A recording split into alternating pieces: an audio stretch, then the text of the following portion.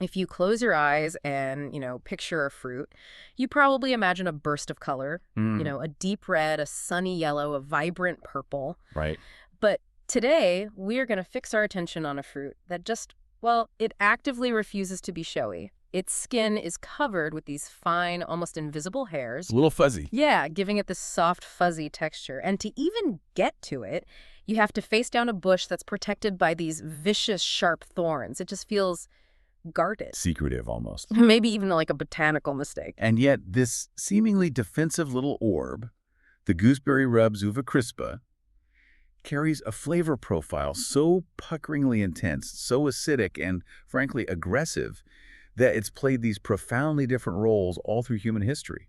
It's a fruit of just extreme contradiction. Okay, let's unpack this. Our mission today is to uncover the astonishing global identity crisis of the gooseberry. It really is a crisis. It's a story that spans Victorian horticultural mania, a century-long governmental ban driven by, ecological terror in America, and a strange yet complete rebirth as a pure synthetic flavor of nostalgia in the tropics. That's the real fascination here. Uh. You have a single biological entity that was at the same time a status symbol in England, hunted down and declared an outlaw in the United States. Mhm.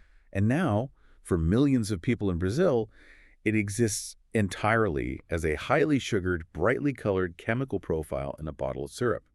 So this deep dive really forces us to consider what even defines a fruit's existence. Is it the DNA, is it the cultural adoration, or is it just the economic decree of a government? It's a great question. We have to begin with the physical reality of the gooseberry, I think, because its characteristics are really the foundation of its entire story. Absolutely. It's not visually aggressive. Its colors are often muted pale green, sometimes this translucent yellow, occasionally a reddish blush, but the texture, that's often the first surprise, that fine fuzz. It definitely doesn't seek attention visually. And that defensive posture, the fact that it is a difficult harvest, hiding on a bush, protected by those unforgiving sharp thorns, that's the first hint at the nature of its flavor. Right. It is a robust survivor, born in the cold, wild regions of Europe and Western Asia. It needs those harsh, pronounced winters to thrive, and its armor seems to reflect that harsh environment. Let's move beyond just saying sour. If we're going to truly understand the gooseberry, we need to detail that notorious taste profile. We know it's acidic, but what does that intensity actually taste like? The acidity is immediately shocking, yes, but it's not just lemon sharp. Okay. The best examples, especially when they're slightly underripe, carry these complex notes of green grape, maybe even a slight earthiness or a grassiness. Interesting. It's intensely puckering, providing a tannic structure that is far more formidable than its botanical cousins, the currants. Yeah. It's robust, it demands attention, and it immediately sets your salivary glands working overtime. That complexity is key. If you try a variety fresh, you might get those hints of, say, apricot or subtle honey as it fully ripens, but the overwhelming first impression is that pure, aggressive tang. Right. It's a flavor designed to endure processing. And that flavor profile, combined with its cold climate origins, made it a staple in Northern European diets long before the Victorian era, right? Oh, for sure. But not as a fresh-eating fruit, but as a crucial ingredient for sauces and preservation. It was durable, it was abundant where it could grow, and it offered something few other fruits could provide consistently: aggressive, dependable tartness. So, we have this thorny, sour, cold-loving fruit.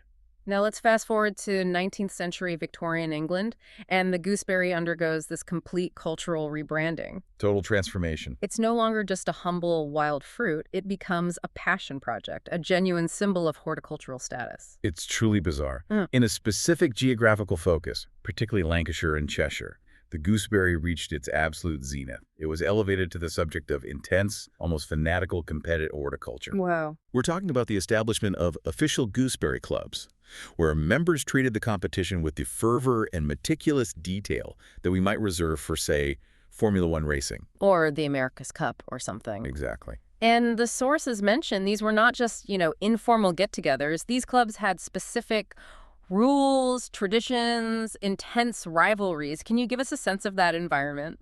They were highly formalized. I mean, clubs often had names that reflected their local area. The famous Egton Bridge, an old gooseberry show, still runs today, actually. No way. And the entire focus, the single goal, was on producing the single heaviest berry. The heaviest. Imagine the scene. Growers would arrive, their prized gooseberries carefully transported in little wooden boxes lined with moss or cotton wool, If they were jewels. treating them like fragile diamonds. Exactly. And the competitive process itself sounds incredibly precise. Oh, it was almost ritualistic. The prize fruit would be weighed on silver scales, often highly calibrated specialized tools, and the results recorded in these leather-bound rulebooks with specific quill pens. So this meticulous documentation was essential. They were establishing and trying to break world records. By fractions of a grain, sometimes. It was that serious. Okay, I have to ask the critical question here, which often gets glossed over. They were competing for size. Record-holding fruits could be the size of small plums. Did focusing solely on sheer mass completely ruin the flavor profile? That is the crucial counterpoint, and the answer is almost certainly yes. I knew it. The pursuit of maximum size often means sacrificing intense flavor concentration. Okay. These massive champion berries were likely quite watery, perhaps sweet but bland compared to the smaller, intensely flavored traditional varieties. Right. But for the Victorians, the goal wasn't flavor. The goal was mastery. So, status was derived from the sheer difficulty of the task. Achieving a plum-sized gooseberry requires incredible horticultural skill-perfect feeding, pruning, microclimate control. Of course. It was about bending nature to your specific, documented, competitive will. Exactly. It spoke volumes about Victorian values. Right. Precision, documentation, and the application of scientific effort to trivial pursuits. Right. To be a champion gooseberry grower was a mark of prestige. It signaled dedication and technical sophistication, and that far outweighed whether the resulting berry actually tasted good. So the weight was the status. The berry itself was just the proof. The berry was the trophy. That sets up a fascinating duality, doesn't it? The gooseberry was a high-status novelty, but it also remained this functional, indispensable ingredient. Right. So let's pivot from status to function. Why did that aggressive sourness and defensive nature make it so crucial in the kitchen? Well, that aggressive nature is actually the source of its culinary superpower. We talked about the intense pucker power being due to high levels of acid. But the true secret weapon of the gooseberry, what made it indispensable in the era before modern refrigeration, is its incredibly high concentration of pectin. Okay, pectin. It's a term thrown around casually in home canning guides. Let's define it for our audience, because the gooseberry's pectin is exceptional, right? It is. Pectin is a complex carbohydrate polymer, essentially, a natural fibrous chain found in the cell walls of many fruits. Its function in nature is structural, helping to hold the fruit rigid. I see. But in the kitchen, it acts as the gelling agent. When pectin is heated, especially with enough acid and a high concentration of sugar, which draws water away from the pectin molecules, They link up. they link up, creating a stable three-dimensional gel network. Right. That network is what gives jam its set. And the gooseberry is naturally rich in the specific type of pectin needed for a quick, reliable set. Precisely. We were talking primarily about high methoxyl pectin, and the crucial point is that the gooseberry contains both the high methoxyl pectin and the high level of acid required to trigger that perfect gel formation. Yet with other fruits. Right, most soft fruits, think strawberries or cherries. They're notoriously low in natural pectin or acid, and often require you to add commercial pectin, lemon juice, or, cook for extremely long periods to reduce the liquid. So in the 18th and 19th centuries, when preservation was essential for winter survival and consistency was everything, the gooseberry was the fail-safe option. Exactly. You didn't have to guess. Reliability was its economic triumph. Its natural chemical makeup guarantees a perfect, high-quality, firm set every single time. It eliminated the risk and complexity associated with preserving other fruits, which cemented its place as an absolute staple for preserves, especially in those northern European climates where it thrived. So because of that guaranteed gelling property, the gooseberry was indispensable for long-term preservation. But its culinary value wasn't just limited to jams. It played a vital role in balancing extremely rich dishes. It provided the necessary structural contrast. You have to remember the historical context. European diets, particularly for the well-off, were often heavy on fats, rich creams, butter, and sugars. A lot of brown food. A lot of brown food, exactly. Right. You needed a sharp, aggressive tang to cut through that richness and refresh the palate. This is where we get the classic culinary example, the dish that defines this fruits balancing act.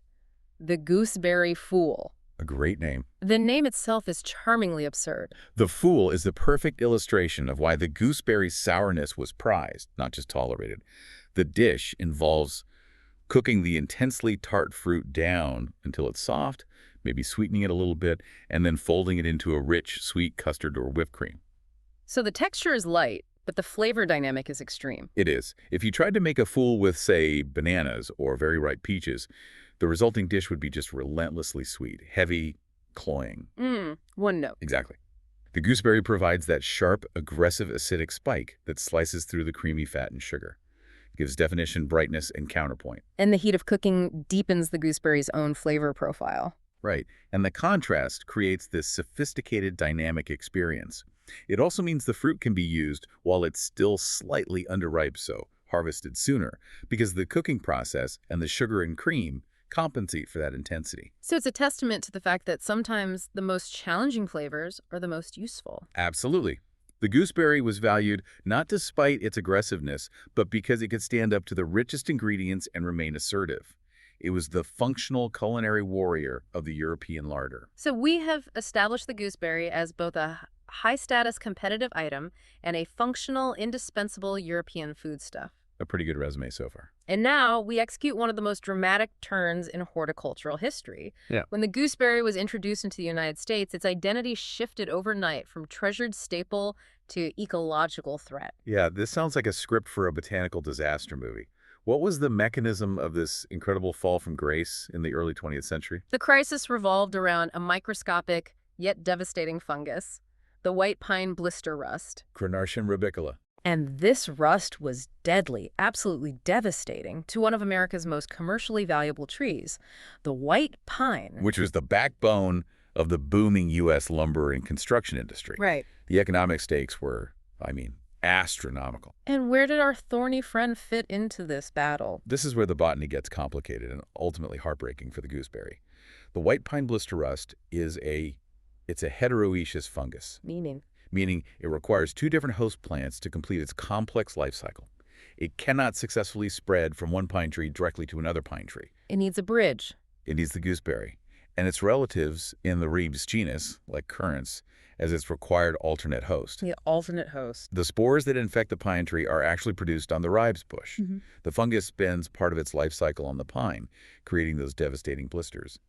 But then it needs the Ribes bush to sexually reproduce and generate the next generation of spores capable of reinfecting the pine. So the gooseberry was an unwitting biological superhighway for the fungus to spread destruction across the valuable timber forests. That's what? And they realized that if they eliminated the Ribes bushes, they could break the life cycle chain and save the white pine. Precisely. The federal government, recognizing the severity of the threat to a multi-million-dollar industry, the white pine was essential for everything from shipbuilding to housing, made the drastic decision. The economic value of the standing pine forest far outweighed the cultural or culinary value of the gooseberry bush. End of story. And the result was this unprecedented federal action. The government implemented a widespread ban against the cultivation and possession of gooseberries and their relatives across large swaths of the country. And this wasn't just a recommendation. This was active, enforced policy. A monumental legislative and practical undertaking, often implemented through mandates linked to the Plant Quarantine Act of 1912. Right. And the scope was national, although certain western states with fewer white pine resources might have been less affected. But the stakes were framed by the government as a national security issue for the lumber supply. How is this ban enforced on a practical level? You can't simply ask every gardener to pull up their bushes. That's where the story takes a fascinating turn into government labor history. During the 1930s, for example, the Civilian Conservation Corps, the CCC boys, Oh, wow. alongside dedicated state and federal crews, were tasked with massive eradication campaigns. They literally combed through vast tracts of forest and farmland, manually ripping out every single Ribes bush they could find. We are talking about millions of plants destroyed across hundreds of thousands of acres. It must have been an impossible task, given how widely the bushes were grown, especially by immigrants who relied on them for traditional preservation methods. Incredibly difficult, costly, and deeply unpopular in agricultural communities. Of course. But the government's commitment to saving the timber industry was absolute. They had to create these buffer zones, removing Ribes bushes within hundreds of yards, sometimes miles, of commercial pine stands to interrupt that crucial life cycle step. The most surprising detail, which we have to make clear to you, is the sheer longevity of this restriction. The federal ban was lifted in 1966, which gives the impression the crisis was over. But it isn't. Not entirely. While the federal government shifted its approach, focusing more on breeding rust-resistant pine varieties and regulating movement, the source material is crucial here. Many state-level restrictions remain in place today. Still, states with major timber interests, like Maine, New York, or Oregon, often still restrict the cultivation of ribes varieties unless they're proven to be rust-resistant, or unless you get a specific permit based on your location. That is the crucial takeaway for anyone gardening right now. The legacy of that 20th century ban means that before you decide to plant a gooseberry bush in your backyard, you might actually need to check with your state agriculture department to ensure you aren't violating a law put in place nearly a century ago. The gooseberry remains a semi-outlaw in American horticulture. A stunning journey from Victorian prize to American fugitive, all because of an accidental biological alliance with a fungus. So let's execute our final and most extreme shift. While the gooseberry fought for its right to exist in the North, it found a completely different, virtual, and much sweeter identity thousands of miles away in tropical Brazil. This is the gooseberry's quantum leap. It shifts from being a sour, thorny relic of northern cuisine to an intensely sweet, brightly colored icon of southern affection. The cultural identity of the fruit in Brazil is a complete inversion of its biological reality. It's wild. Let's start with the word itself. If I, as a foreigner, use the word gooseberry and ask a Brazilian about grosella, I'm guaranteed to receive a totally different image. Absolutely. The Brazilian response to grosella is immediate, and it's sensory. They conjure a specific, vibrant red, intensely sweet and high aromatic drink. Not the fruit. They do not picture the small, fuzzy, aggressively sour green or yellow fruit we've been describing. The word has become completely synonymous with the industrialized product. Why does this massive cultural gap exist? Does the gooseberry manage to thrive somewhere in the cooler parts of Brazil under this name? It simply cannot. Yeah. We need to go back to section 1. The true Ribes crispa is a cold climate fruit, evolved to survive harsh, pronounced winters. Right. Most of tropical Brazil lacks these essential chilling hours. You might find a small niche patch grown in the extreme south, perhaps, but for 99% of the population, the gooseberry is botanically absent. It does not exist in their physical lived environment. So the fruit is a ghost, but its flavor, or the idea of its flavor, is culturally ubiquitous. That's the definition of a paradox. And that void was filled by industrialized flavor science. Exactly. The grosella that Brazil knows is Grosselia sirupsoro-bigrosella, a commercially produced product that carries the name and the aromatic memory of a fruit, completely divorced from its physical form. This absence created the perfect market opportunity for substitution. Okay, so this is where we get to the core of the paradox. How the industry managed to replicate the desirable attributes, the tartness, the high aroma of the rare European berry, for a mass tropical market that demanded sweetness and consistency. They did it by abandoning the fruit and focusing solely on its chemistry. Wow. The industry's goal was simple: provide the aromatic appeal and visual novelty without the cost, scarcity, or unpredictable acidity of the imported real fruit. This was successful substitution via synthetic flavor technology. Let's dive deep into the food science. How did they translate the complex tart flavor of a gooseberry into a bright red, sweet, artificial syrup? What specific molecules were they after? Food scientists are essentially molecular artists. They isolated the main volatile compounds that contribute to the gooseberry's high aromatic scent. We're talking about specific classes of esters. Esters. For instance, compounds like ethyl butyrate, which provides a very generic, sweet, fruity, sometimes pineapple-like note, would be essential. They might combine this with traces of complex alcohols and aldehydes to give it that slight green, fresh edge that hints at the Ribes profile. So they captured the essence of the smell, the fruity aroma, and just engineered away the problematic puckering acidity that defines the real fruit. Exactly. The key was capturing the pleasant aromatic signature, then burying it in sweetness. Of course. The resulting formulation is fascinating. It's a mixture of the lab-created aromatic compounds, a massive concentration of sugar to appeal to the tropical palate, and critically, a vibrant, unnatural red coloring. The coloring, which is usually compounds like Ponsa 4R or erythrocene, that's the branding, isn't it? Absolutely. The natural gooseberry isn't that intensely vibrant red. This is the industrial version, improving or exaggerating the appearance to match the expectation of a sweet, fun, child-friendly drink. It's visual marketing through chemistry. They created an idealized version of the gooseberry. Sweet, stable, highly pigmented, and cheap to produce at scale. So it's a final product that bears the name of the original fruit, but delivers a uniquely tropical, sugary experience entirely its own.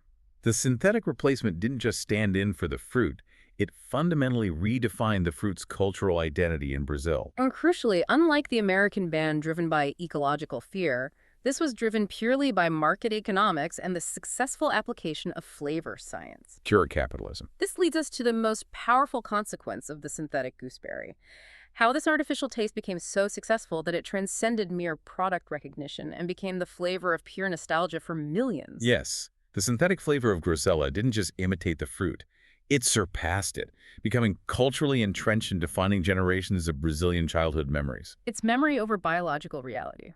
The affective memory, the emotional depth attached to this specific red sweetness, is extraordinary.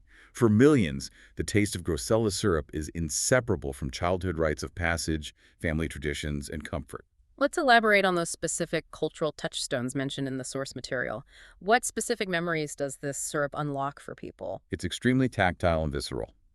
It's the memory of the syrup being mixed with cold water or milk after school on a hot afternoon.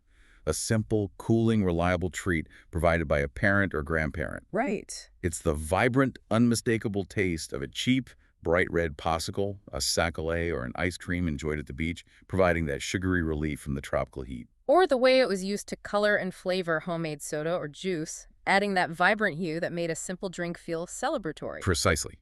And its usage extends into adulthood as well. While known primarily as a childhood drink, it's also a common substitute for grenadine in cocktails, or used as a flavoring in specific regional desserts or gelatins. So it's always providing that distinct, hyper-sweet, high-aromatic red burst. Always.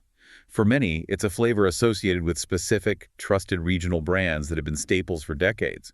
So the meaning of Grosella has nothing to do with thorns, tartness, or Victorian horticulture. It's about comfort, family, and the color red. The artificial flavor created such a strong, deep, positive, effective memory that it became immutable. Yes, the source material captures it perfectly. Buying a bottle of this syrup today isn't about hydration. It is, quote, a trip back to childhood. The intense sweetness and color are the keys to a cultural memory vault. So the sour, thorny outlaw of the North is, in the South, a sweet, colorful vessel of pure, profitable, synthetic affection. It's a stunning example of how cultural identity can be fully decoupled from the biological source material by the power of successful food science. The story of the gooseberry ribes uva crispa is not just a botanical tale, it's a global narrative of extreme contrasts, utility, and memory. It really is. We've tracked its identity across 3 continents and 3 distinct cultural roles. First, we saw the gooseberry loved enough in Victorian Europe to generate intense competitive clubs focused on horticultural mastery, its utility cemented by its perfect, pectin-rich gelling chemistry. Right, the status symbol. Second, we watched it become banned and essentially outlawed in the United States to protect economically vital commercial forests from the white pine blister rust fungus, resulting in eradication campaigns that continue to impact state laws today. The outlaw. And third, we saw it transformed in tropical Brazil into an artificial, iconic flavor, completely divorced from the physical fruit, yet representing profound cultural affection and deep childhood nostalgia via chemical synthesis. This deep dive gives us fascinating implications for how we perceive flavor in the 21st century. The gooseberry proves that a powerful, emotionally entrenched memory can be successfully engineered and completely detached from the biological source material. Yeah. The synthetic taste, delivered through a colorful syrup, can become the defining only taste for millions of people. So, as we wrap up this strange journey, consider this final provocative thought. If a single fruit can be simultaneously declared an object of competitive high status, legally banished by a government to save an economy, and successfully substituted by a sweet, red chemical formulation that triggers pure nostalgia, what does that tell us about the ultimate power of memory over the reality of the food itself? Is the flavor we love a product of nature's reality or simply the most successful synthetic memory we were given? That's something to chew on the next time you encounter a surprising taste.